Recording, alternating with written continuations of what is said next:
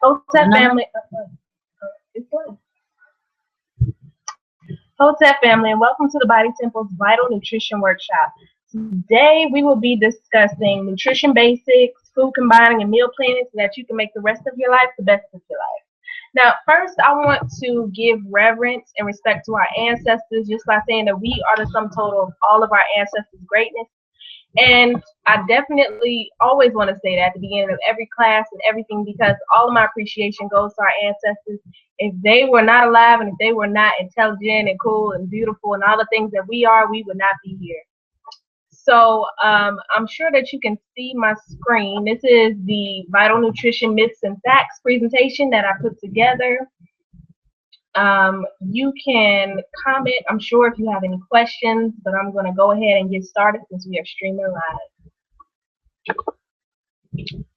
First, I want to just introduce myself. My name is Amira Ashakir. I'm a student of the Body Temple. I am a personal trainer. I'm an advocate of Black education for all Black children. I've been a teacher online and live for about 3 years now, and I've really just been studying and developing herbalism, fitness, and nutrition, and just a lot of the things that have to do with total wellness. And that's basically the things that I'm very passionate about when it comes to educating Black children and when it comes to being the best African that you can be. And it's always been very important to me to share these things. And so tonight, this is just one aspect of what I do. I've been enjoying sharing Black art and African culture. I'm a naturopathic physician student at the Body Temple Institute, and I've been attending there for 4 years now. And I've just been really focusing on, like I said, herbalism and nutrition, because in my generation, I've seen so many of my peers fall to malnutrition and a lot of the different things that come with a devitalized diet. And really, we have so many groups in our generation that literally were raised on ramen noodles, packaged foods, and have never eaten a cherry, have never eaten a strawberry. And there are certain things that I want to be able to expose to my generation. And so that's the reason why I'm doing this. It's the reason why I'm very passionate about it. And I definitely want to see a change in our next generation for our children. I want to see my peers' children and my children be able to explain to people why it's important to eat fruits and vegetables and what they're getting out of it. And I really want to see that change as soon as possible. So that's the reason why I go so hard the way that I do. This workshop will cover the basics of nutrition. We'll talk about some of the facts and some of the myths that we get in this society today. And then we'll talk about food combining, which is something that's very, it's controversial, but it's also old information. It's something that Laila Africa has talked about, Queen Afua has talked about. My mother and father have been practicing for decades. And it's also something that will help people to jumpstart weight loss and overall wellness that they may not be able to get with just adopting a so-called healthy diet. And it will change a lot. Trust me, it is not just something that is used to make your life more complicated. It's something that really changes a lot. Like I said, that will help with weight loss. The weight loss tips is something we'll talk about today, and also meal and detox plans. I mainly should be showing meal plans, but all of these meal plans, if you're used to a diet that does not reciprocate and give to you vitamins and nutrients and minerals and all of those things, these will be detoxing to you. If you're not used to eating fruits during the day, if you're not used to eating live foods, and you're not used to eating certain things, this will be a detox for you. If you need something that's a little bit more intense, you can visit the Body Temple at ning.com. The site is moving, but those links will be up still for a little while, and there are detox plans there. You can also contact me or Mawusi Ashakir, and she has detox plans as well. So I'm also an artist, and that's something that you'll see throughout everything that I do. I usually spend a lot of time with the visuals, so you'll see good pictures all throughout this presentation. Um, One thing, and this next slide is what I'm talking about now. One thing that my mother has always taught me is that if you don't know why you're right, then you're wrong.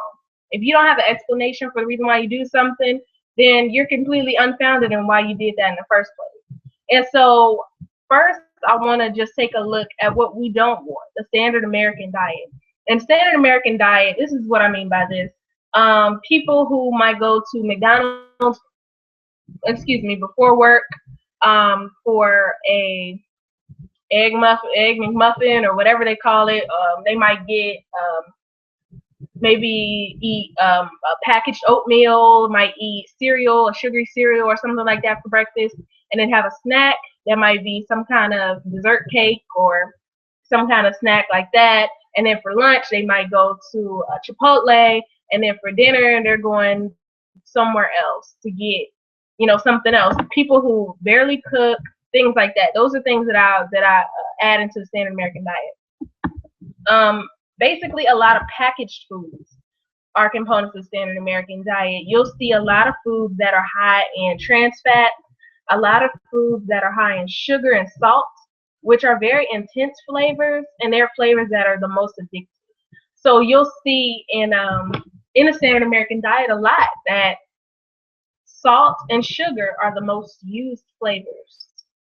You'll also see a lot of chemicals and industrial toxic chemicals that they're used to color things very bright to catch our attention. A lot of red colors, a lot of yellow colors, and a lot of blue colors. And these are colors that always catch our attention. They put them at eye level. They even put them at eye level for children, so the children want to pick them up. These are some of the other components of the standard American diet that have to do with color and flavor.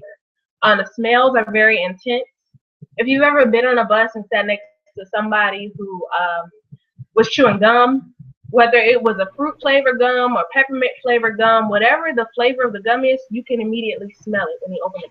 These very strong, overly strong smells that are not like found in nature. If you bite an apple, you can smell it, but it's a nice, clean smell. It's not something that's so strong that you can sit behind somebody on a bus and still smell it. You know what I'm saying? So they use strong smells, sugar and salt, strong colors, a lot of fat is found in the standard American diet. So a lot of fried and greasy foods, a lot of chips, a lot of French fries. People just love French fries. Here I can talk to people at my job, and they're talking about, well, so and so has the best fries, and you can get the best fried burgers, or you can get the best this, and this from certain restaurants, and everybody's talking about their fries. Like, fries are so big in the standard American diet, and that's one of the worst ways to eat your food. So those are some of the components that I'm talking about when I say the standard American diet. Some of the statistics that will amaze you are 50% of all Americans die from heart attacks or strokes. So if you're looking at somebody, if you're looking at two people, one of them will probably have issues with heart attacks or strokes or heart disease. And that's really sad to say that it's gotten to the point where you can look at two people and you know that one of them probably has some kind of issue with their heart. They might have high cholesterol, they might have heart disease, they might have had a heart attack. These things are normal now, and it's something that should not be normal. 33% of all Americans die from cancer. Less 1 in 3 people. You're looking at 3 people, one of those 3 people, somebody that you may know, have died from cancer. And it's something that's very, very common. And my family tree is very common, and pretty much everybody that I know in their family trees is very common now. 8% of all Americans die from diabetes. And that's something that's also very common. I know at least 5 people with diabetes just in my immediate family. Every 25 seconds, they say that someone in America suffers from a heart attack. Every 45 seconds, someone in America dies from a heart attack. And the most common cause of death in America is actually a heart attack. And that's just amazing to me that we talk about all of these things that are killing us. We talk about police brutality, which is a huge issue. There's no discounting the fact that that's a huge issue. We talk about so many things, but the things that we can address and the things that we can immediately rectify is our own health. And it's something that we barely talk about. It's something that we barely deal with. And it's something that we have to deal with in this generation, or the next generation will not have a chance. So I'm going to go to the next slide. I'm on slide 5 now. And this is just talking about the components that I was telling you before. One thing that I've been learning creating this presentation was that the food additives that are added to a lot of fries and a lot of chips and a lot of the snack things that we eat in a standard American diet, they're toxic stimulants. And these stimulants like MSG and a lot of other ones, they stimulate your body and they create more cravings for sweet and salty foods. And so you might wonder, like, okay, why would they put these toxic things in the foods? It's only to boost up their own business. It's about the money. And these foods are actually, like I said, toxic stimulants that make you crave more chips, more fries, more snack cakes, more honey buns, more whatever. The diet is very high protein and very high carb. So if you notice, in an African ancestral diet, you will see if somebody's eating meat, they're splitting it up and putting it in a stew. You'll never see people eating an actual burger or a hunk of meat, a steak, anything like that. It will be split up in a stew with vegetables. It might have potatoes. It might have, you know, other things. But you barely see anybody in an ancient indigenous diet, whether it's in South America and it's in Africa, wherever. You hardly see people just eating hunks of meat. You see cavemen doing that. That's something that has been known, but other than that, in those ancient indigenous diets when the people were actually healthy, you don't see that. So eating so much protein for breakfast, lunch, and dinner, people eat eggs and bacon for breakfast. They might eat a chicken wrap for lunch, and then they have a steak and potatoes for dinner. That's protein 3 times a day. And it's interesting coming at it from a fitness perspective because a lot of people will say that you need to have that to be strong. You need to have so much protein. But I'm going to tell you about that a little bit later, so I won't go into it. But it's very interesting just looking at the fact that there's so much protein and there's so much carbs in the standard American diet. You get fries, you get bread, you get so much that comes with just one plate of food. You get a big Coke or a milkshake or something like that, and that's a lot of carbs, that's a lot of protein. So also it's a lot of calories, and calories are what give us energy, but they can also be what causes a overabundance of calories in the body, and then the body turns it into fat later. Okay, so it's also very low nutrient, and something being low nutrient is definitely the cause of a lot of obesity in America. And I'm going to go to the next slide. This is the spending patterns of households that do not follow, what they're saying is that they don't follow USDA food plan recommendations. So they don't eat, you know, an apple a day. They don't whatever. The standard American healthy diet, quote unquote. So people eat much less than recommended of dark green vegetables. People eat much less than recommended of orange vegetables, legumes, vegetables in general, especially whole fruits. And they actually do pretty good on the fruit juice. I know a lot of people who drink a lot of fruit juice, even though they may not eat fruit for weeks. They may not eat vegetables for weeks, but they do drink fruit juice. People eat a lot of cheese, way more cheese than is recommended. They eat a lot of refined grains versus a lot of whole grains. So you'll see a lot of white pasta, a lot of white bread, a lot of just things like that. That people eat a lot of white rice, things like that. They eat a lot of poultry, a lot of meat. That goes back to what we were talking about, how it's high in protein. And not a lot of nuts and seeds, things like that, that are also good for those good fats. We don't eat a lot, or I should say people who eat a standard American diet don't eat a lot of fats, don't eat a lot of healthy fats. They do eat a lot of fat, but they don't eat a lot of healthy fats. So like avocados, nuts, seeds, things like that, you won't see normal people consuming that in their everyday diet. People don't eat a lot of soup. They eat way more sugar and candy and frozen, refrigerated dinners and things like that than they should be on the standard American diet. I have another chart here that says that between 1977 and 1978 and 2005 and 2008, food away from home, particularly fast food, provided an increasing share of calories. So imagine food from home provided 82% of the calories in 1977, and they say that in 2005 to 2008, that fast food actually provided 13%, and home food actually only provided 68%. But I have to say that it's a lot less in a lot of people. I know a lot. I have a lot of friends who are starving for a home cooked meal and haven't had one in months. You know what I'm saying? So these statistics are only for the people that they can count. But I know that there are a lot more calories than that coming from fast food, and a lot less than that coming from home cooked food. So think about it. How many calories do you get from fast food? And how many calories, or how many times do you sit at home and, not in your car, not on the way to work, not in those different places? How many times do you sit down at home and eat a meal? This next slide is a video. I'm going to play it. I'm not sure if you can hear it through this live feed. So what I'm going to do is I'm going to play it, but I'm also going to put the link when I share this video later. And so that can be something that people can watch, and you can check that out. So I'm going to go ahead and play the video. And it is on slide 8.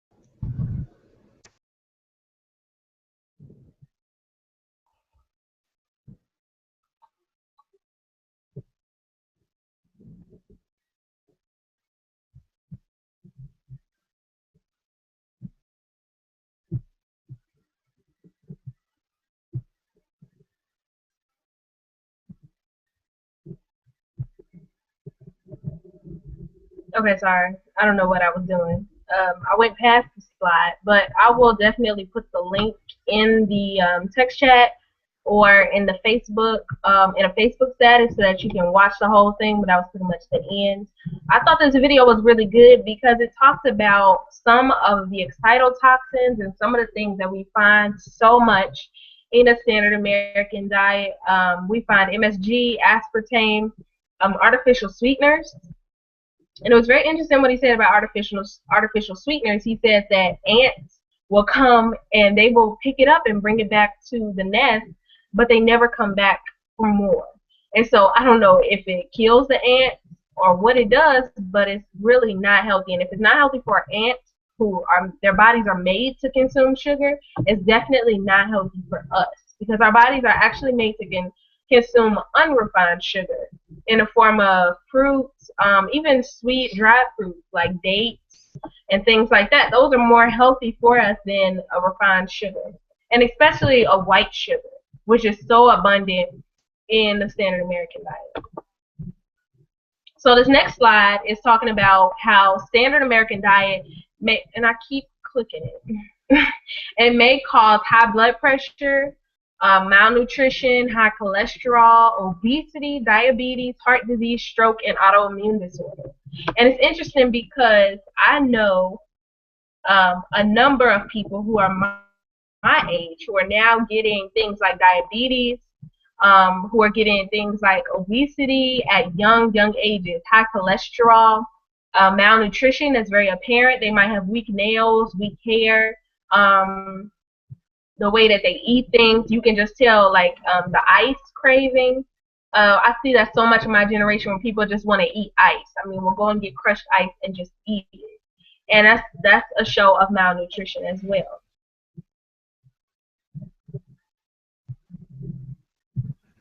So I'm going to go to the next slide. So America's grade is fail. Definitely a fail. Next, I want to evaluate the standard American quote-unquote healthy diet. And on this healthy diet, this is something that they give you a chart. And my grandmother actually brought one by because she had taken a class. And they gave her a chart that had this plate on it. And it's called Choose My Plate. And it's supposed to be a fun, standard way for them to present to you how you should be eating. And on one side of the plate, they have fruits, they have vegetables, then they have grains, and they have protein.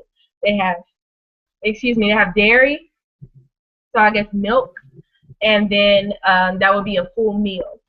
And this may seem like a well-balanced meal to a lot of people. This is something that we pass around the idea of. You should have grains, you should have protein, so maybe you might have fish, you might have potatoes, or you might have rice, you might have apple slices, and then you might have green beans. You would have a glass of milk, and that would be a healthy diet. And it's very interesting because I've been reading a lot on the subject of nutrition in the past 2 months, and I read a book called Faster, Better, Stronger, and it was actually written by 2 doctors who had collaborated because they felt like the standard American diet and the standard American exercise patterns and things like that weren't healthy, and so they wanted to change that. But what was interesting was their book gave me another example for bad diet. They had recipes in there that were supposedly healthy, and they would have some kind of protein, some kind of grain. They might have avocado mixed with turkey, mixed with beans, mixed with tomatoes, and they would have like a sprinkling of cheese on top of that, and wrap it up in a whole wheat wrap, and have that with a glass of milk. And this is what doctors were telling people, and this was supposed to be healthy. And so I wanted to present this to you all just to show you why this would, to me, with my experience, why this would not be considered the healthiest that you can do for yourself, and how you can do better, and give you some solutions. Because eating like this can give you gas, it can give you gastrointestinal disorders, it can give you autoimmune disorders. It can be very harmful for your health, even though you're thinking that you're doing something good for yourself and for your family. So I'm going to explain that. The typical healthy diet components are high protein, low carbs. You might see a lot of doctors telling people who want to lose weight, or people who want to be healthier and start to exercise, to eat more protein and to eat less carbs. You also will see people telling you, eat low-fat yogurt and eat low-fat everything. Everything that you can eat low-fat, it will help you to lose fat. Eating low-fat will not help you to lose fat. And it's something that is a huge myth in the nutrition world. A lot of times, it's funny because people assume that fat is what makes you fat. But usually fat is not what makes you fat. Usually it's a bad combination of proteins and carbohydrates that are digested at different rates that create fat in the body, because one has to wait while the other digests. So low-fat diets, usually it's high nutrition because they'll involve a lot of different things. But a lot of the things, a lot of the nutrition in these kind of meals can't be absorbed because they're digested at different rates. So we're going to talk about that in a little minute, but it's very high in isolated whey and dairy products. You'll see a lot of people who are on a health kick. They're getting a lot of yogurt in. They're getting a lot of milkshakes or protein shakes in. They're doing a lot of smoothies with 2% milk or whole milk or whatever they drink. Sometimes they're low in fruit because a lot of people who are on a healthy kick, they don't want the sugar that is in fruits, even though they might eat. They might have some kind of refined sugar and protein drink. They won't eat actual fruit a lot of the times. I frequent a lot of fitness blogs and things like that, fitness YouTube channels, and those kind of things. And these are the things that I see. They'll tell people if you want to gain weight or you want to gain muscle or you want to be healthier on a budget, you know, eat a lot of peanut butter and jelly, eat a lot of steak, eat a lot of salmon, drink milk, drink whole milk, and it'll help you to become stronger. They tell you these things, and these are supposed to be things that will make you healthier. But in reality, they can cause a lot of issues as well. They tell you to eat less and exercise more. In a lot of certain situations, I was looking at Women's Health magazine, Shape magazine, even a lot of the bodybuilder magazines. You'll see things that are misinformation. And it's so amazing to me because these are supposed to be the experts. And a lot of the real information, a lot of the real solutions are actually out there for free. And so that's what I wanted to share today, is a lot of the real solutions, okay? They also tell you, or some diets change the quality of the food. So while you might have been eating frozen dinners and things like that, in this standard American quote-unquote healthy diet, they do change the quality in a lot of ways. People might become introduced to olive oil and using coconut oil and things like that instead of using butter, instead of using cheap fats and things like that. They might be introduced to things they may have never eaten before, like black beans or avocados or things like that. But the combinations are what we really want to watch for.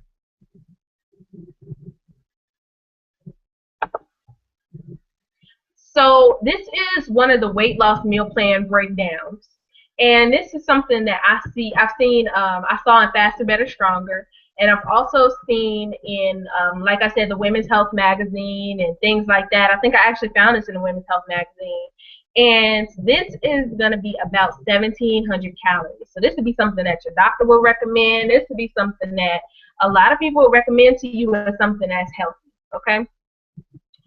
For breakfast, this meal plan recommended 3 scrambled eggs and 1 large grapefruit and a cup of orange juice. For a snack, it recommended 25 almonds. For lunch, it recommended turkey wrap with tomatoes, avocado, black beans on a whole wheat tortilla, and 1 apple. For a snack, it recommended 1 glass of milk with 2 slices of whole wheat bread with peanut butter. And for dinner, it recommended spicy chicken and pasta with a side salad and 2 tablespoons of olive oil vinegar dressing. For dessert, it recommended 1 homemade oatmeal raisin cookie and milk. And this doesn't seem like a lot of food. It doesn't seem like it might cause obesity. It doesn't seem like it's anything wrong with it for a person who's trying to become healthy. But I'm gonna break this down for you. When you consume protein with fruits, and when you consume protein with carbohydrates, sweet fruits, and things like that, like orange juice or grapefruit, acid fruits, the protein requires another kind of digestive juices than the orange juice or the grapefruit. And the grapefruit and orange juice actually digest so much faster than the protein. So the body becomes confused as to whether to digest the fruit first or whether to digest the eggs first. Now, if it digests the fruit first, it will have to then create a whole nother batch of digestive juices just to digest the eggs. So that's the reason why when people eat eggs, a lot of times they have that gas afterwards. It smells like rotten eggs. The eggs are literally rotting in your stomach because your body didn't have time to digest them before it had to create a whole nother batch of digestive juices just to break it down. So when we eat things like eggs or things like different kinds of protein with sweet foods, that's what happened. A snack, 25 almonds, that's okay for a snack. For lunch, if you have turkey wrap with tomatoes, avocado, and black beans, we run into the same problem, especially if you're eating with the apple. You run into the same problem because tomatoes, avocado is a very fatty vegetable or fruit. It's a fruit. It's a very fatty fruit. And you're combining that with carbohydrates, you're combining that with protein, you're combining that with the acid fruit. And so it's just creating a mess. Your body has to have different digestion times for all of these different things. And we'll talk about that a little bit later. But I just wanted to break it down for you why certain things look healthy, but they may not be the best for you. And some people, a diet like this might produce low carb fatigue if they're used to a lot of carbs. It may produce gas and other gastrointestinal issues because of the lactose and because of the different digestion times. It may also cause, it's improper food combinations right off the bat, but it may also cause rapid changes in the body, especially in a transition from the standard American diet. So you may lose weight on this diet. You might feel healthier on this diet, but there can still be some issues, and this is not the best that you can give to your body. Okay? So with new knowledge, you have a new start. And so some of the people that I've taken a lot of this information from that I just right now want to give reverence to and that I want to share with you are Queen Afua. She's one of the first people that my family learned from. She has written several books like Sacred Woman, The City of Wellness. She's written a lot of different books about food combining, herbal detoxes, and emotional detox. She's a very interesting woman, and she's actually very sweet in person. My mother and father, definitely. I have to give reverence and homage to them all the time because they raised us on this diet. And although it was very hard because we weren't exposed to people who were doing the same thing as we were, it was a lot easier because we had their full support and they had our full attention because they always taught us why certain things were so and why we ate a certain way. And so when we went around people who didn't eat the way we did, it was very easy to say, no, I don't eat that. And I always want to give thanks for that because they made it a lot easier for us to live the life that we live. Llaila Afrika, and he's one of my biggest influences as well. He is a master teacher. He's a master writer, and he wrote African Holistic Health and a lot of different books. He actually has a new book coming out. And he talks about why we are different as Africans and why we must eat different as Africans and why we must think different and what are some of the processes that we have to go through to become healthier and to detox from this society. Elliot Hulse is somebody I've been watching on YouTube. He teaches a lot about not just fitness but diet. He talks about the way that your diet can affect your well-being and things like that. So those are just some of the people that I watch a lot and that I take a lot of notes from. Also, you'll see this information coming from my studies in the Body Temple and my studies into holistic fitness and what it takes to fuel the body, okay? So let's start with nutrition. What is nutrition? What are carbs and are they bad? We hear a lot about, carbs being so bad for us and causing obesity and all of these things. What are they? How much protein do we need? That's a big, big question, especially in the fitness industry. You'll see people supplementing their protein with a lot of protein drinks and things like that. And is the typical American diet bad? I get that question on the Body Temple. A lot of people will ask this question, and they say, I was raised on this diet. My mother was raised on this diet. My grandfather was raised on this diet. He lived to 92. He lived to, 78, whatever. What's wrong with this diet? And then what's wrong with the diet that I was raised on? And so that's a big question that we get. And so those are some of the things that I'm going to address. Nutrition literally means the process of providing or obtaining the food necessary for health and growth. So in the early 15th century, from Old French nutrition, the word nutrition, and directly from the Latin nutritionem, it means a nourishing. It's a noun of action from past participle stem of nutrire, which means to nourish or to suckle. Basically, like in the context of breastfeeding or eating, consuming, you're being nourished. Okay, so that's what it means. First, I want to talk about macronutrients, and macronutrients are nutrients that provide calories or energy. There's also a diet that's out, and it's called If It Fits Your Macros. And so macros are very, very important when it comes to just when it comes to being healthy. You want to pay attention to the macros that you eat. And the three macros are they're needed in large amounts. The three macronutrients are carbohydrates, proteins, and fats. And while each of these macronutrients provides calories, the amount of calories that each one provides varies. Okay. So carbs. We're going to talk about carbs first because this is one of the most controversial. Okay. The most common weight loss diet that you'll see. A doctor will recommend this to you. A website will recommend this to you. A magazine will definitely recommend this to you. Is the low carb or no carbs diet. So they will probably have you eating tofu or salmon, whether you're vegetarian or if you eat meat, and something like spinach or green leafy vegetables.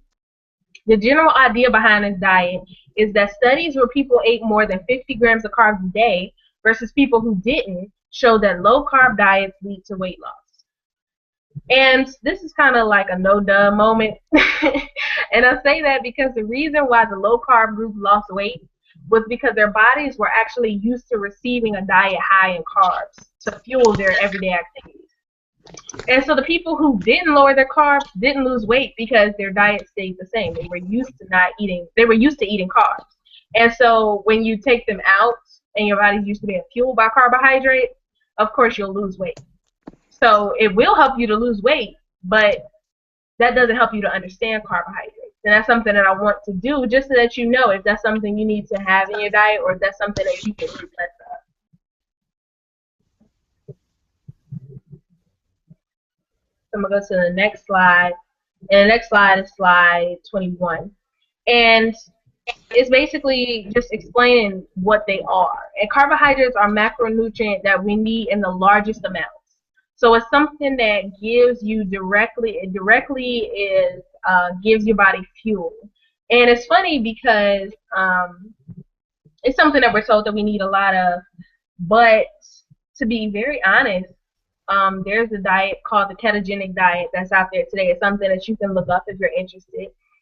People actually are proving that they don't need carbohydrates to fuel their bodies, and it's something that is very interesting to me, but I'll talk about that a little bit later. Carbohydrates are the body's main source of fuel. Carbohydrates are easily used by the body for energy. All of the tissues and cells in our body can use glucose for energy. Okay, so we're almost like plants. Carbohydrates are needed for the central nervous system, the kidneys, the brain, the muscles, including the heart, to function properly. Okay, so carbohydrates are fueling our cells to do what they're supposed to do. Carbohydrates can be stored in the muscles and liver for later use for energy. They're important to intestinal health and waste elimination, usually because when you eat carbohydrates that are found in nature, they have a lot of fiber in there with them, and they'll help to keep you regular, and they'll help with waste elimination and stuff like that. Carbohydrates are mainly found in starchy foods like grains and potatoes, fruits, milk, and yogurt. Other foods like vegetables, beans, nuts, seeds, and cottage cheese also contain carbohydrates, but they contain them in lesser amounts. Okay.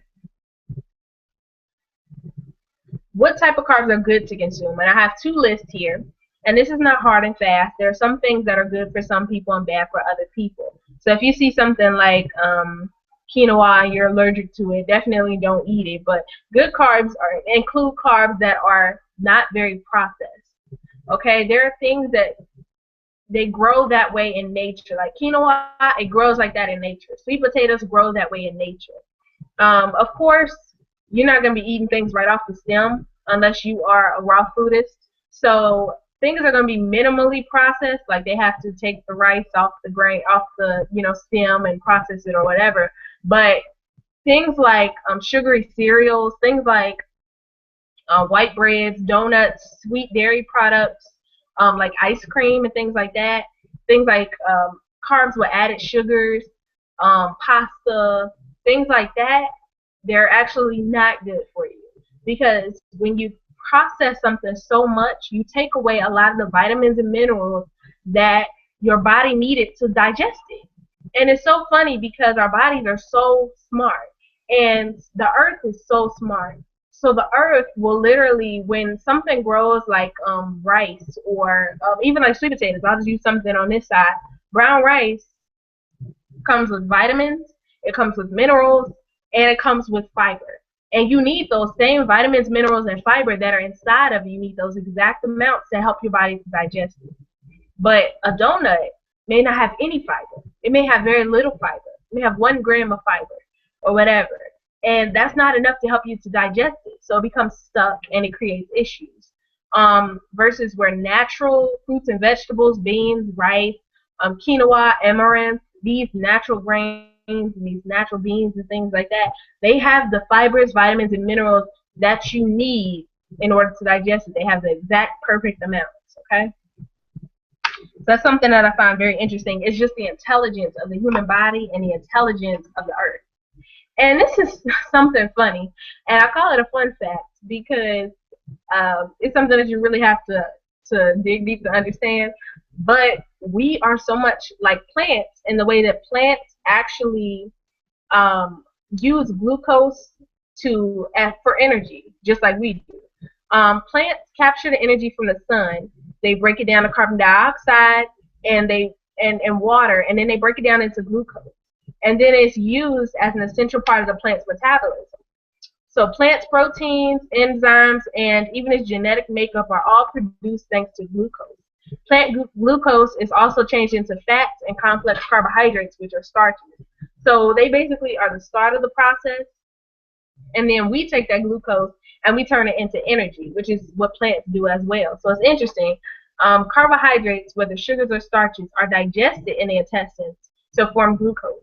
And this glucose is what you hear about a lot of your diabetic.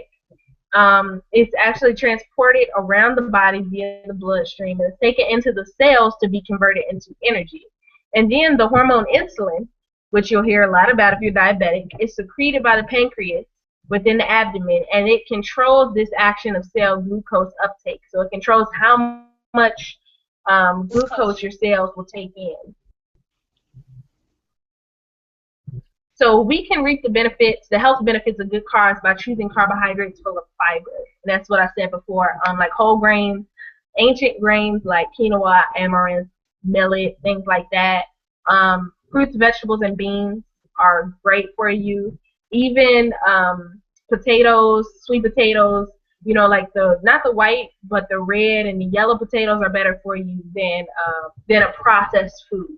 Okay, so if you have a choice between white bread and a potato, a sweet potato, or even a yellow potato, choose the potato. Don't choose a processed carb.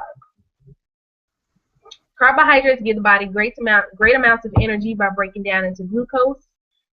Certain carbs can cause high cholesterol, diabetes, blockages in the body, and they may be low in dietary fibers, or they may be high in added sugars and other toxic chemicals. And that's the reason why it causes so many blockages in the body, because they don't have the fiber, vitamins, and minerals needed to digest it like natural foods do. Okay, so you want to limit your intake of processed carbs. Always limit that part. Fats is something that's also controversial. We see a lot of low fat when we walk through the grocery store. And it's like low fat soup, you find low fat milk, you find low fat yogurt, you find low fat every single thing. You can probably find low fat broccoli. You find low fat everything. And what they do is they tamper with it and they take out some of the fat. So it has to go through a whole nother process. So things that you buy that are low fat are not as good for you because they go through even more processing. It's common knowledge that too much let me go back. It's common knowledge that too much cholesterol and other fats can lead to disease, and that a healthy diet involves watching how much fatty food we eat. However, our bodies need a certain amount of fat to function, and it's something that our bodies can't produce on their own. Like we can produce certain amino acids, we can produce certain things, but we don't produce all of the fat that we need. So triglycerides, cholesterol, and other essential fatty acids are fats that the body can't make on its own. but they store energy, they insulate us from certain things, and they protect our vital organs. So when you have like, you have fat on your fingers, or on your hand, or on whatever, those are things that insulate the small bones and the important parts of your body. So certain fats also help to start chemical reactions that help to control growth, immune function, reproduction, and other basic parts of your metabolism. They help the body to stockpile certain nutrients like vitamins A, D, E, and K. They're stored in the liver and fatty tissues. So fat actually helps you in some ways. Fats typically provide more than half of the body's energy needs. So we talked about carbohydrates and how it's one of the body's biggest, fuel providers. Well, fats is definitely another one. Fats from food is broken down into fatty acids, which can travel in the body and be captured by the hungry cells. So cells that didn't get enough of the carbohydrates, or the glucose or whatever, they grab up the fat and they actually use that for energy as well. So it's fuel for the body. Fatty acids that aren't needed are packaged away in bundles called triglycerides and stored in fat cells. And what's interesting is that fat cells actually have an unlimited capacity. So your fat cells can be huge.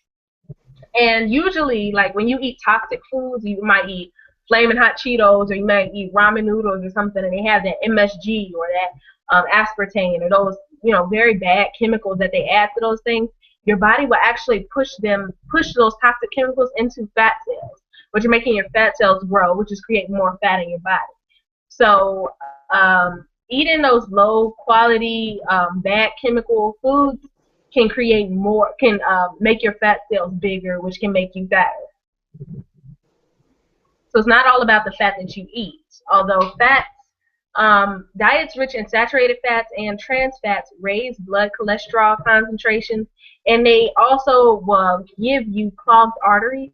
And these clogged arteries block the flow of oxygen-rich blood to the heart and to the brain. So if you see this little meal that I have here, and this is like a typical meal for a lot of people, and that's the reason why 50% of Americans die of a heart attack or have some kind of heart disease or high cholesterol issue. It's because of all of the fats and the low quality fats that we eat. So don't be cheap, okay? Many snack foods, such as desserts, chips, french fries, a lot of those things are high in saturated fat. So if you have like a honey bun, or you have, if you go get fries from the Arab shop up the street, or you go get a pizza and it's greasy, and it's from the shop up the street, or you go and get some Funyuns or something like that, a lot of those things are high in saturated fat and can increase your bad cholesterol levels and put you at risk for heart disease. Trans fats are also something you should look out for. You find those a lot in fried foods, like when you go to, I don't know what they call these fast food joints, but when you go to these fast food joints and you order certain things like burgers, fries, and things like that, things that are deep fried, all of those things are giving you those bad fats. Good fats are great for you, however, so they're on the other end of the spectrum. Like omega-3 fatty acids, they're linked to lower levels of blood triglycerides, and they keep the fat out of your blood and into where it's supposed to go, like insulating your nerve cells and things like that. Fat contains 9 calories per gram, and that's actually more than twice the calories of carbohydrates and protein. So that's the reason why we don't eat such huge amounts of fat. You don't need to eat such huge amounts of fat to be healthy.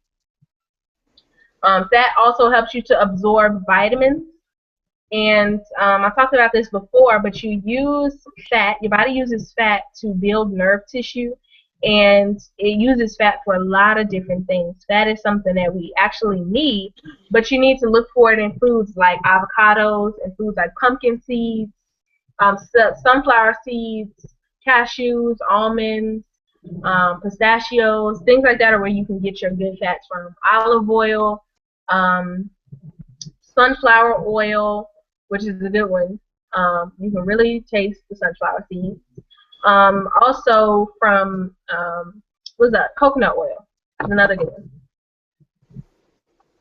Proteins in foods are broken down into pieces called amino acids. So imagine something that's whole, and then you break it down into the blocks that it's built out of, like the bricks of protein.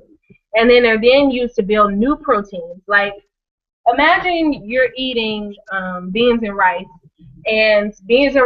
is the whole protein. Your body then takes it in and it breaks it down and then it builds it back up for whatever it needs it for. Like say it needs protein to to build up calf muscle, or it needs protein for your for your biceps, or needs it for energy, or whatever needs it for. All proteins have specific functions, so it builds it back up in the exact way that it needs it. And that's why I say the body is so intelligent. So proteins, they catalyze chemical reactions. It facilitates communication between different cells. It also transports biological molecules from here to there. When there's a shortage of fats or carbohydrate, proteins can also yield energy. So they're very multifunctional. After you eat proteins, they break down to amino acids that your body again rebuilds to the specific protein that your body needs. There are 20 amino acids known to man. Okay, so there may be more. We don't know. Supposedly, your body can only create 11 of them, and that you must synthesize the other 9. I have a theory that your body can synthesize a lot more than we know, than we think that it can. And our bodies are a lot smarter than we think they are, but that's just my theory. So certain amino acids build tissue and muscles, while others trigger genes in your muscles to grow and build protein. As long as amino acids flow through your bloodstream, muscles can grow, even if you're fasting. So if you're still taking in amino acids, you're getting it in some kind of way, or you had some in your bloodstream before you start fasting, or you don't have any food, or whatever it is, your muscles can still grow, your body can still get stronger. Vitamins are another important thing, and it's funny because I won't dwell on vitamins. We hear so much about vitamins. There's not really a lot of information that's not commonly known. But vitamins facilitate hundreds of biochemical reactions in your body to aid in bone growth, healthy skin, healthy hair, stronger muscles and tissues, and reduced oxidative stress. Vitamins also support carbohydrate, fat, and protein metabolism. Minerals serve the microcosm to create stronger bones and teeth, stronger immune system, better oxygen transportation, energy production, and the body's pH and fluid balance. And that's interesting. It's difficult for the body to function, much less exercise, without the adequate amounts of vitamins and minerals. Most of the things eaten on the standard American diet are actually devoid of nutrients. That means they contain no nutrients. And it's funny because if you take a bag of chips and you look on the back, the only mineral that you're getting is sodium. You basically not getting anything but sodium. Like if you go to the health food store and you get a certain kind of chips and they have, certain other things in them, that's great. But normally the normal potato chips that you get from the normal store, the normal people will eat, they don't have any kind of nutrients. And that's like a big part of a normal diet. So foods from the earth are holistic. Like I said, they contain the fiber, vitamins, and minerals that you need to digest them. They're a perfect package. So now we're going to talk about food combinations. And this is something that is not focused on enough to me. Research shows one of the major causes for obesity and weight gain problems is eating foods in the wrong combinations and proportions. Since every food we consume has different digestive requirements, it becomes essential to eat foods in right combination for easy digestion and metabolism. And if you pre-registered or you talked to me about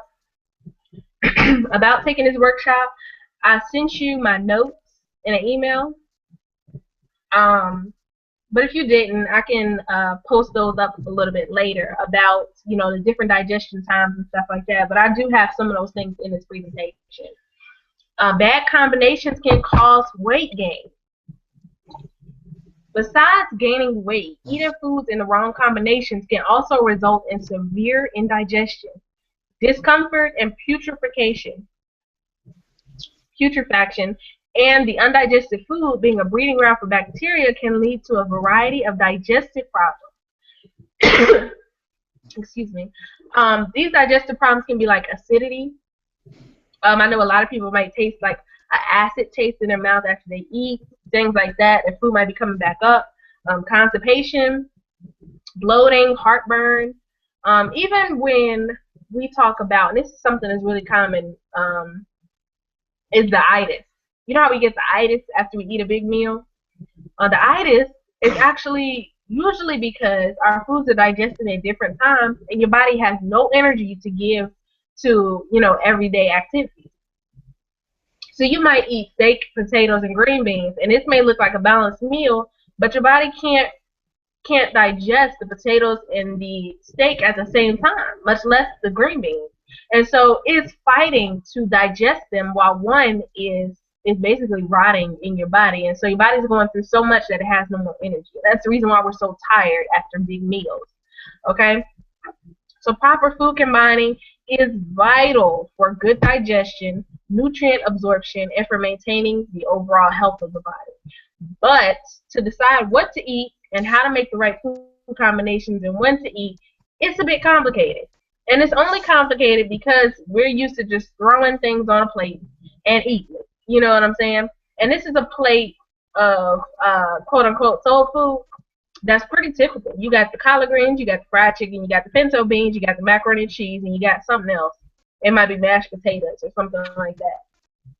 And this is so typical. This is like, what your grandma might make for you. But this is something that will definitely give you the itis, okay? The breakdown of protein requires an acid medium. And the digestion of protein, dense animal protein, requires high levels of hydrochloric acid. So we know that our stomach acid, our stomach juices contain hydrochloric acid. It contains less sometimes, it contains more sometimes. Since digestion of carbohydrate-dense foods requires an alkaline medium, versus where, remember, we said that the protein requires the acid medium in order to be broken down. High carbohydrate foods that are mixed with high protein foods will not digest. They will sit there fermenting, producing indigestion, bloating, and gas. And it's interesting because this is such a normal food combination, and indigestion is so normal. A lot of the symptoms that we have, people look at that as normal. Like, oh, you just ate. It's not a big deal. You're burping, your stomach is bloating, you have gas. That's because you just ate. You know what I'm saying? But it's something that we can actually control and we can prevent. So since this fermentation of carbohydrates will inhibit the digestion of protein, more gas, bloating, and discomfort will be produced. This makes the typical American meal, composed of a hunk of meat along with potatoes and bread, a recipe for digestive disaster. That's a little dramatic. That's a little dramatic, but it is true. So proteins and proteins. Eating proteins and proteins together, this is what this is talking about. Each type of protein requires a specific character, strength, and timing of digestive juice secretions. This means that no two types of concentrated protein should be consumed together at a meal. That means you shouldn't be eating meat and eggs and cheese. You shouldn't be eating something like a burger with cheese, like a cheeseburger with eggs on it, or you shouldn't be eating eggs and cheese. You shouldn't be eating these things together. Two protein foods should never be eaten together because each type of protein requires a specific strength of digestive juice secretions. I was telling you earlier that protein requires hydrochloric acid, and eggs or nuts, something like that, might require less hydrochloric acid than beef, or tofu might require less than cheese, or tofu might require less than something else. So it's very interesting to just to think about that, is that you shouldn't be eating two types of protein foods together. Okay? So that's another one. Let me go to the next slide. Carbs and acid fruit. And it's something you like, why would you be eating fruit with carbs anyway? Like, that makes no sense. But think about spaghetti. The enzyme in saliva that begins to break down a starch it does an important job of converting these complex starch molecules into simple sugars that your cells can actually use. And so in order to work, that enzyme requires a neutral or alkaline medium. And that's like the natural condition in the mouth. So that's no big deal. You can break down starch foods. But when acid foods are eaten, the action of the enzyme needed to break down the starch is halted. So like if you having tomato sauce with your pasta, it's like the pasta, that's no big deal. It's a carb. You know, if it was like sweet potatoes or something like that, it would do the same thing. It's broken down because it requires the same pH as your mouth naturally is. But when you introduce acid fruits actually stop that enzyme from breaking down the starch because it needs to again be altered. It needs to change itself to digest the acid fruit. So it's really crazy and it sounds complicated, but when you understand that there are certain things that you shouldn't eat together, it will change the way that you eat. And it will change the way you eat in a good way. So acid fruit should not be eaten in the same meal as sweet fruits or starches. This combination is what makes spaghetti and other dishes with tomatoes and starch, like if you have lasagna or if you have pizza or something like that, it can make it very bloating. And it can also cause the itis because your body has to go through so many changes to digest the cheese and the pasta and the meat and the tomato sauce. It has to go through so many changes. It's not fair to add that of your body. So that's something else that is a point to look at when you're looking at your diet. And whether you're saying, yes, I'm healthy or no, I'm not healthy. You know, it's just something to think about. So now I'm going to get into digestion rates. And stick with me here because when you talk about pH, sometimes it's kind of hard to understand, but I'm going to try to break it down for you. The rates of chemical digestion processes involving enzymes, and those enzymes are what help us to break down foods. So chemical digestion processes involving enzymes are dependent on the pH of the surrounding fluid. And pH, it actually means the potential, I want to say hydrogen. Okay, it's about an element, potential hydrogen, I believe. pH is a measure of acidity or alkaline. Okay, of any given solution. You could be measuring a hair conditioner, you could be measuring a lotion, you could be measuring fruit juice, you can measure whatever. Everything that you could consume that's a watery texture, anything that you measure, has a pH balance, a pH. The pH scale covers the range of 1 to 14. And 7 is pretty neutral. And 7 is a neutral on the pH scale. Anything under 7 is acidic, and anything over 7 is basic. And they say basic, but it's basically alkaline. What's crazy, and I know that women, you will understand this, men might not, but a perm, you know, when you put a perm in your hair, a perm has a pH of something like 14 to 16. And so it's basically like off the pH scale. Okay, so 14 is the highest usually. It's something like a 16.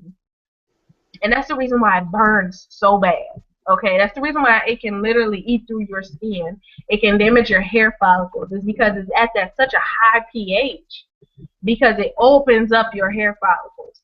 And our skin's natural pH and our mouth, our hair's natural pH, just because of the oils on our skin, hair, our nails, and stuff like that, is like a 4 or a 5. So that's like our natural state. The enzyme amylase, which is present in saliva, has maximum activity at the pH of 7. Okay, so in your spit, you have this little enzyme that helps you to digest food, and the pH, the natural pH of it is 7. Okay? So since natural pH is 7, like I said, certain things that you're going to eat will change the pH of that. Okay? And certain things, it will be fine to have it at that. So I'm going to keep going. Enzymes are globular proteins with a characteristic shape. I always click it when I'm talking. But with a characteristic shape, the shape can alter when changing pH. The result can be a decrease in activity. So like I said, if you're eating a subacid fruit, it will change the pH. So your body might need to balance it with that very alkaline saliva just to digest it, and so that might change what you're eating it with. The ability for that to be digested. So it's very interesting. Imagine eating a peach with a lemon, or imagine eating a piece of bread with something that's like tomato. So you're eating something like pizza that has bread, tomato sauce, and cheese. All of those things digest at different times and at different pHs. I have this little chart. I'm gonna go to the next slide. I have this little chart where it shows you different foods, and I'm gonna leave it on there for a while so you can like really look at it because it's interesting. Things like white sugar, brown sugar, cherries, sour cherries, things like wheat is very acidic, very acid forming in the body. And it's interesting, like it might not taste acidic at all. It may not taste acidic at all. Like it's something like imagine eating bread. Bread is very acid forming in the body. The body has to produce a lot of acid just to break it down. Versus where stevia or olive oil or lemons and limes, it's funny because lemons and limes taste acidic, but they're actually the most alkaline foods that you can eat. And you can even look around on there. Things that you might eat, like maple syrup, is very alkaline. Green tea is alkaline. The alkaline things are good for the body. Also, beans, vegetables, and legumes. Cooked spinach is the lowest acid, but is that a really good acid for the body? Eggs and butter is lowest acid. Raw milk is an acid-forming food. So a lot of the things that you see on the very, very acid side are bad for you. And a lot of things that you see on the very, very alkaline side, a lot of them are good for you. Alkaline things help to realign the body because our bodies in this American society, the things that we eat usually form acid. And so when you eat more alkaline things, it helps your body to just to balance itself out. Like right now, I'm drinking lemon water, and lemon water is an alkaline drink, and it helps you to balance out your body if you have too much acid, or if you just eat, let's say you eat a lot of wheat or flour, you eat a lot of cheese and things like that. If you're trying to detox your body from those things, drink lemon water and focus on a lot of alkaline foods. And that's why you might see something that is on the alkaline diet. And the alkaline diet is very interesting because it has mostly alkaline foods. And I don't ever think that you should tip the scale that far, but I think that is interesting. If you want me to send you the chart or you want me to put it on Facebook, I can also send it to your email. You can put your email in the little chat area, and I will send it to you. So this is something that is strategic. This is something that is using the things that you know to eat the way that you need to eat to get the results that you want to get. So your pre-breakfast, let's say you wake up at 7 o'clock. You have to be at work at 9. This is something that you can do while you're working or while you're at home, while you are working on your business, whatever you're doing. If you're hitting the streets passing out flyers, this will give you the energy to do that.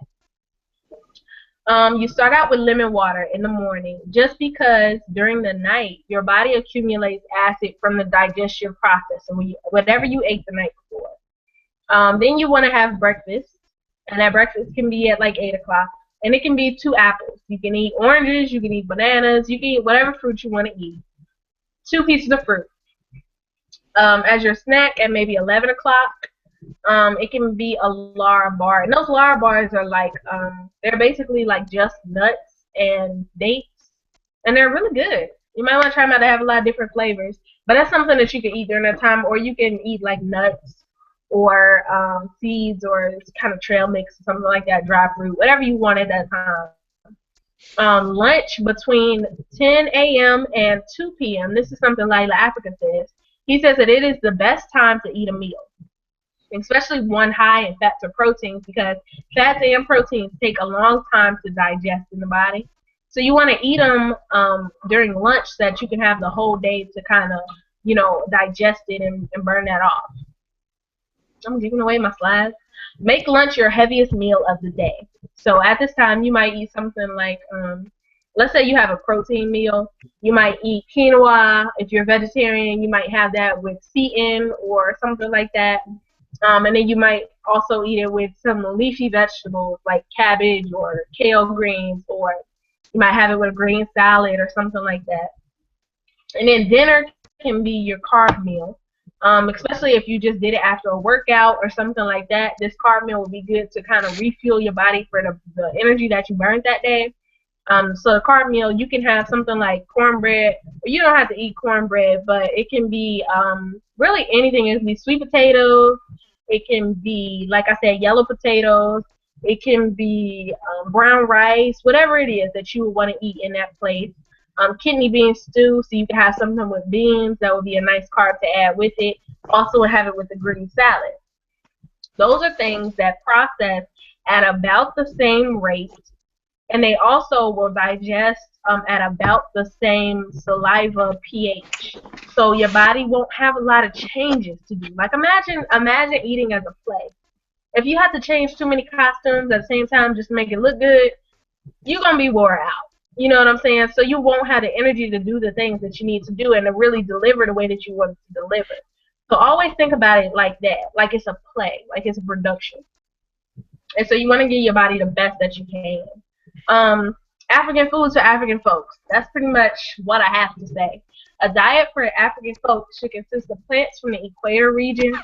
That's usually stuff like things that we may have eaten in Africa, like the tubers, potatoes and things we may have eaten, beans that we may have eaten, vegetables like greens and things like that we may have eaten in Africa. So the countries with the equator region have similar plant growth to Africa. And that's basically what we're trying to get to. African folks do the best with African foods. So in the Americas, states like Georgia, Florida, countries like Panama, Cuba, and the north and mid parts of South America, they produce foods that are good for black people. Like in the West Indies, Barbados, Hawaii, Jamaica, Haiti. You notice in Jamaica, they eat a lot of green things. They eat a lot of root vegetables. They eat a lot of animals that are literally local animals that eat the same things that they eat. They might eat greens, the animals like the goats and chickens and things like that. They eat a lot of the same things that the people do. And so that helps your body to tie its genetics to that area. Here we're eating things that are from South America. We're eating things from North America. We're eating things from everywhere. We're getting fish from Canada. We're getting things from all over, and our bodies are just confused. We're used to eating things. For hundreds of thousands of years, we ate things from our one region.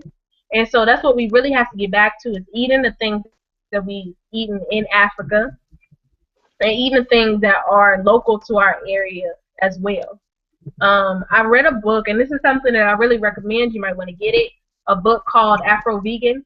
And even if you aren't vegan, he has a lot of different recipes that are based on the recipes of Africa. And they'll help you really get back to your roots, really get back to some of the tastes that we may have tasted thousands of years ago. And those are the things that your body works the best on. Follow your ancestors.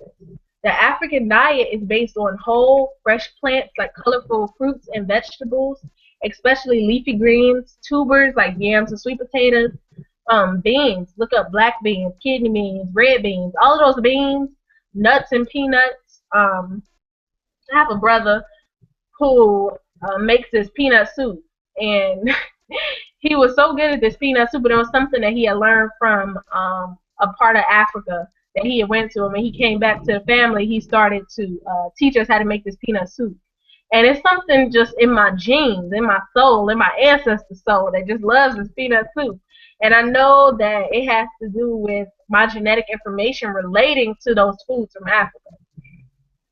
So healthy oils, whole grains, flatbreads, breads that are not so full of these yeasts and things like that. Flatbreads that we ate in Africa. Homemade sauces and marinades of herbs and spices. If you don't eat fish and eggs, but if you do, fish and eggs, or fish that are from the regions that are nearer to the equator, not really the cold regions. Um, Minimal consumption of meats and sweets. And that is so serious because, like I said, and like we saw on the chart, meats create so much acid in your body. And so when you eat them 3 times a day, your body never gets a chance to recover.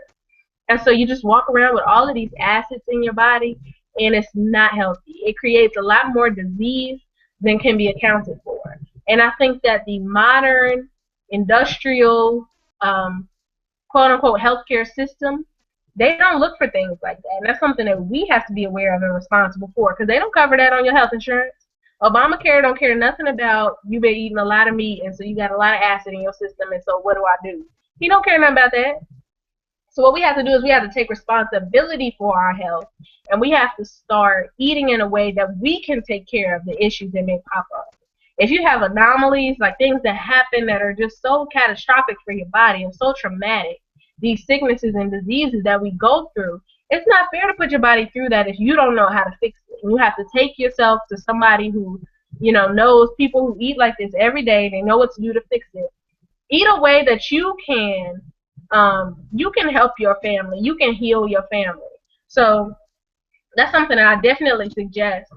Cut out a lot of the meats and sweets. Cut out a lot of the processed foods, and make a lot of things at home. Eat from home. Before you do anything, it will definitely, and it will definitely change your taste buds.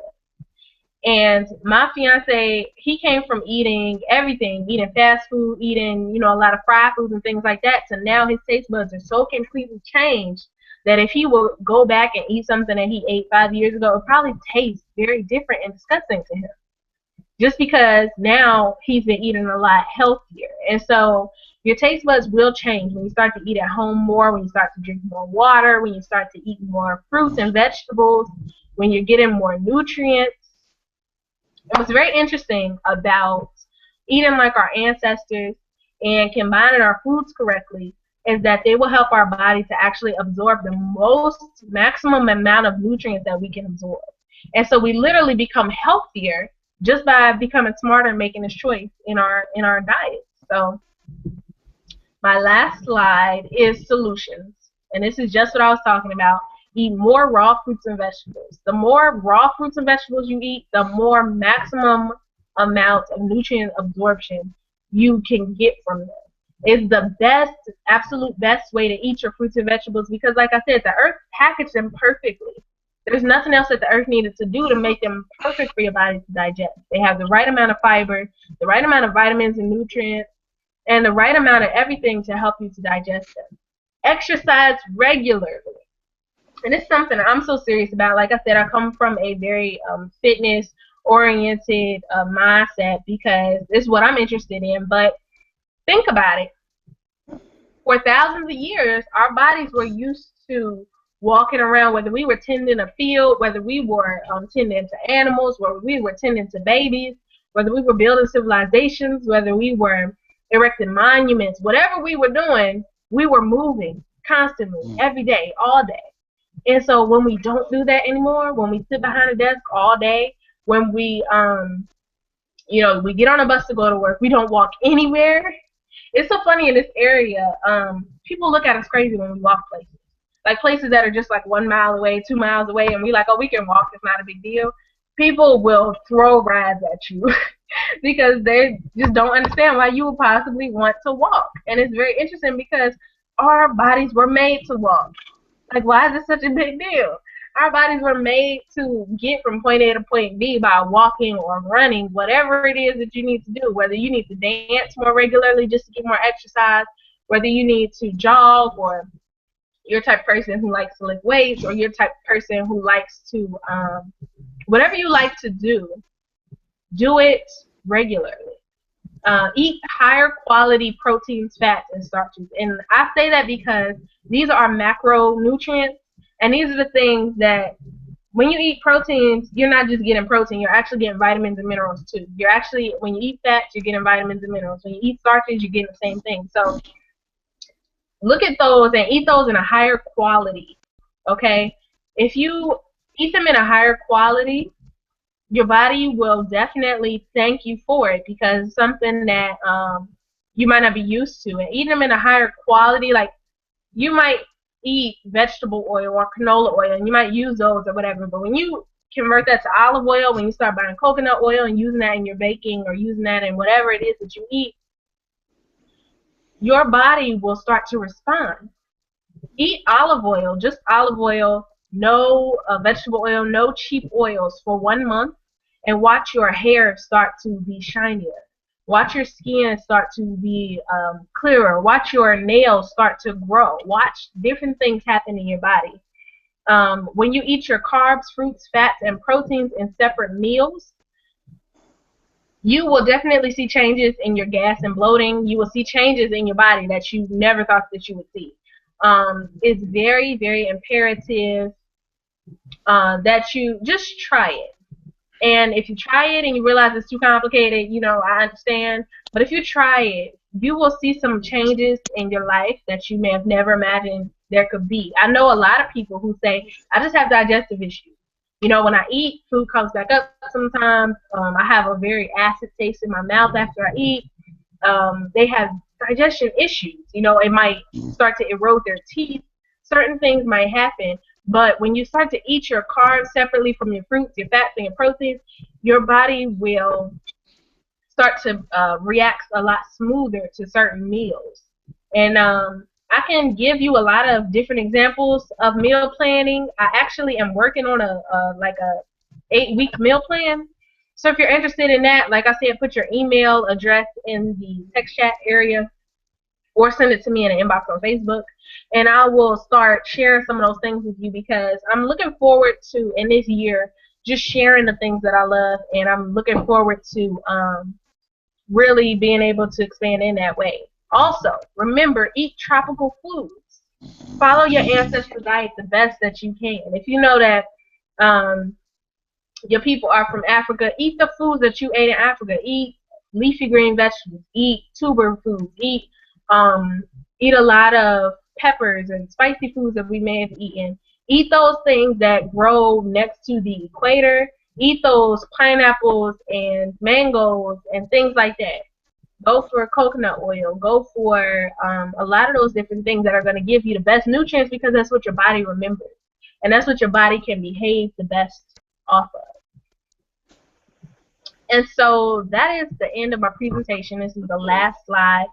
If you have any questions or comments, I will mute my mic now so that you can come on the mic if you know how. I actually hear some of y'all, so I know that y'all know how to use the mic. But I'm going to mute my mic for a minute just in case you have any questions. If you do and you can't speak or your mic doesn't work, you can put them in the text chat.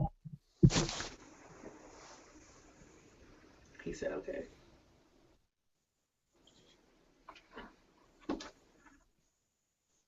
He didn't believe me at first.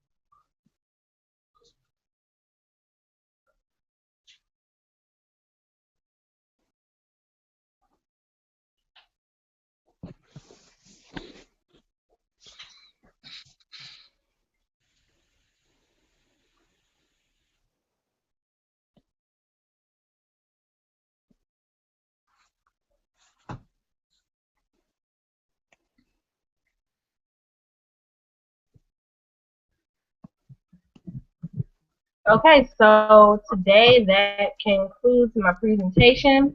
If you have any more questions later on, or you think of something, you can inbox me on Facebook, or you can leave a message with the Body Temple. We will be doing a lot more classes and presentations and things like that like this year. So next month we may do another one.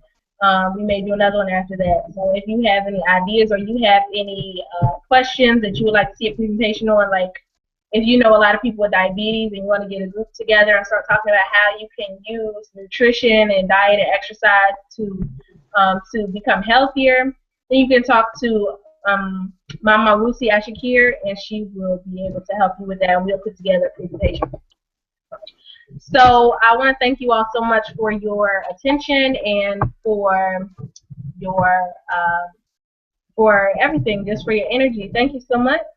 Thank you. I appreciate that. Like I said, if you have any more questions, you can always give those to us. I appreciate you all just for your presence, and I will definitely stay in touch and stay in tune. We'll be doing more classes, and I'll see you all another time.